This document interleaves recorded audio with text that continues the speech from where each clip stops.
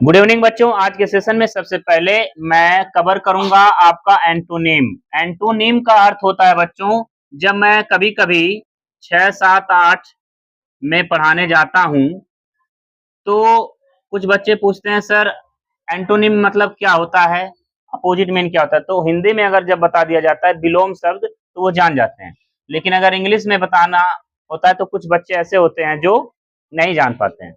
तो सबसे पहले देखेंगे word meaning antonym. Word meaning antonym, यहाँ सबसे पहले वर्ड होगा, फिर उसकी हिंदी होगी, फिर उसका एंटोनिम होगा। तो देखिए बच्चों, एक्यूरेसी। एक्यूरेसी का मतलब होता है शुद्धता या सच्चाई, और फिर उसका एंटोनिम होगा इनएक्यूरेसी। क्या होगा? इनएक्यूरेसी। अगला है बच्चों अपीयर। अपीयर का मतलब होता है प्रकट होना या दिखाई देना, और डिसअपीयर का मतलब हो जाता है बच्चों गायब हो जाना। क्या हो जाना? गायब हो जाना। अगला है बच्चों एग्रीमेंट। एग्रीमेंट का मतलब होता है समझौता, और डिसएग्रीमेंट का मतलब होता है रजामंदी ना होना, समझौता न होना।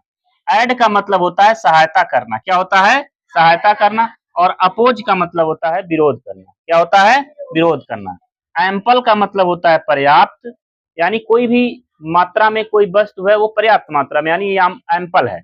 और मीगर का मतलब होता है अल्प। क्या होता है? अल्प या थोड़ा सा। अल्प या थोड़ा सा। ठीक है।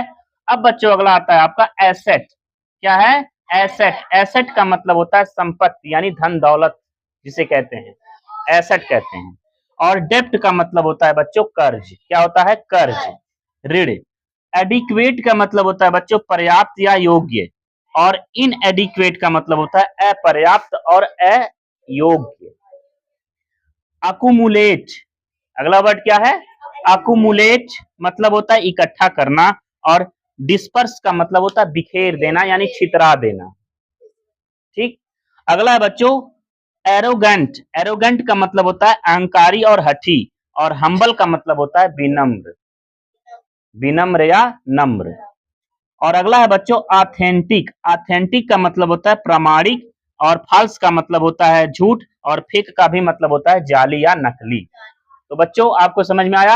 आई होप कि ये आप लोग कॉपी पे नोट करेंगे, और ये मीनिंग के साथ साथ इसे याद करेंगे, आपके लिए फ्यूचर में बहुत यूजफुल होगा। Thank you.